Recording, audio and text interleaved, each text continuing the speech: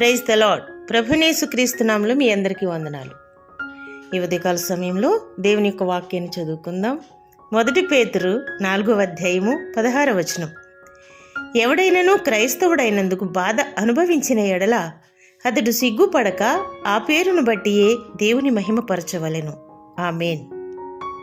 మహాదేవుడును రక్షకుడైన యేసుక్రీస్తు నామమున మీ అందరికీ శుభములు. అందరూ బాగున్నారా? మీరందరూ బాగుండాలని దేవుని సన్నిధిలో ప్రతిదినము మీ కొరకు ప్రార్థన చేస్తున్నాం.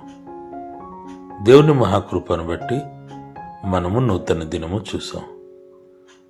ఈ ఉదయకాల సమయంలో పేతురు పత్రిక నుండి ఒక చక్కటి అంశం మనం చదివాం కదా. ఇక్కడ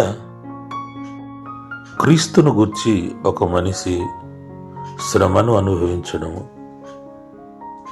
క్రైస్తవులుగా మారి ఉన్నాము గనుక మనకు శ్రమలు వస్తుంది అని ఎవరైనాను భావించినాడులా వారు సిగ్గుపడకూడదు, కానీ దాన్ని బట్టి సంతోషించి దేవుని ఘనపరిచేవారుగా, దేవుని స్తుతించేవారుగా ఉండాలి అని మాట్లాడుతున్నారు. అందుకు అపోస్తలుడైన పౌలు గారు కూడా సువార్త నిమిత్తము నేను సిగ్గుపడేవాడను కాదు అని చెప్తున్నారు.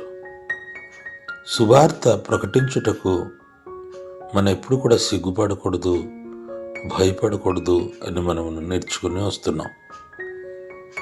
దేవుడు నమ్ముకున్నాము గనుక, క్రైస్తవుడుగా మారి ఉన్నాము గనుక మనకు శ్రమలు, కష్టాలు, బాధలు వస్తుంది. కానీ దానిని బట్టి మనము భయపడకూడదు, సిగ్గుపడకూడదు, దేవుని ఘనపరచాలి అని చెప్తున్నారు. మన ప్రభు అయిన యేసుక్రీస్తు లోకములో మనిషి అవతరిగా వచ్చినప్పుడు ఆయన శిష్యులతో అనిన మాట, లోకము ఏ రీతిగా అయితే నన్ను దూషిస్తుంది, మిమ్మలను కూడా దూషిస్తుంది అని చెప్పారు. నిజమే, యేసుక్రీస్తు లోకములో ఉండగా శ్రమను అనుభవించారు. మనము పాపము చేసి దేవునికి విరుద్ధంగా ఉన్నాము గనుక ఆయన మన కొరకు సిలువలో ప్రాణం పెట్టారు. సిలువలో ప్రాణం పెట్టే శ్రమ గురించి నేను ఈరోజు చెప్పట్లేదు, కానీ మనము క్రైస్తవుడుగా మారినందుకు మనము శ్రమ పడుతున్నాము, ఆ విషయం మీకు చెప్తున్నాను. నిజమే, యేసుక్రీస్తు మన కొరకు చనిపోయాడని మనము నమ్మినాడలా, ఆయన చనిపోయి మరణమును గెలిచి 3వ నాడు తిరిగి లేచారని విశ్వాసించినాడలా మనము దేవుని గురించి శ్రమపడుటకు ఏమాత్రము సిగ్గుపడము, భయపడము కూడా. ఎందుకంటే ఈ శ్రమ మనకు ఓర్పు ఇస్తుంది. ఈ శ్రమ మనలను ఇంకా బలపరుస్తుంది.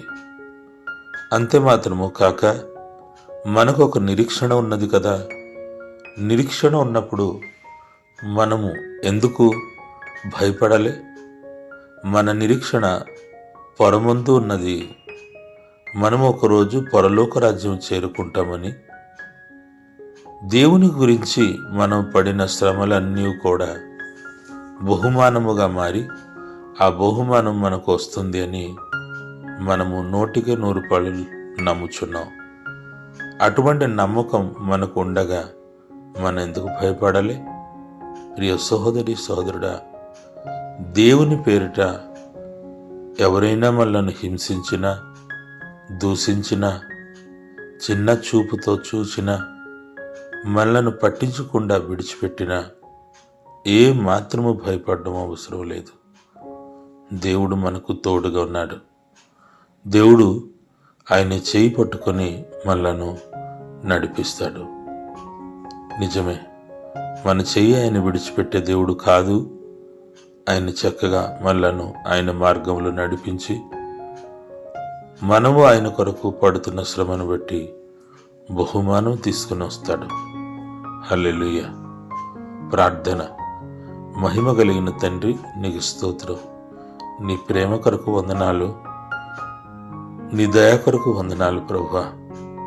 నిజమే, నీవు మా కోసం సిలువలు చనిపోయావని నువ్వు మూడో రోజు తిరిగి లేచావని మేము నమ్ముచున్నావు తండ్రి. నిజమే, మేము పడుతున్న శ్రమలు నీవు సిలువలో అనుభవించిన శ్రమ కంటే గొప్పది కాదు. నీవు మమ్మలను ప్రేమించి ఎంతో శ్రమ పడినప్పుడు మేము నీకోసం చిన్న శ్రమ పడ్డానికి కూడా నిలబడలేకపోతే మా జీవితం వ్యర్థమే ప్రభువా.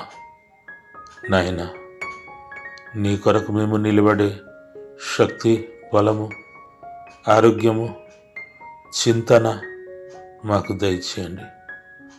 నిజమే, నా దేవుడి కోసం నేను బ్రతకాలి అన్న భావం మాకు దయచేయండి. ప్రతి బిడ్డలను ఆశీర్వదించండి, నీ మార్గంలో నడిపించండి, కష్టాలు ఉన్నవారిని విడిపించండి. నీకోసం బలమైన పాత్రగా మీరు వాడుకోండి. మా ప్రార్థన విన్నందుకు స్తోత్రము చెల్లించి యేసు పుణ్యనామములో అడుగుచున్నాము తండ్రి, ఆమేన్. దేవాది దేవుడు మిమ్మలను ఆశీర్వదించునుగాక. ఆమేన్.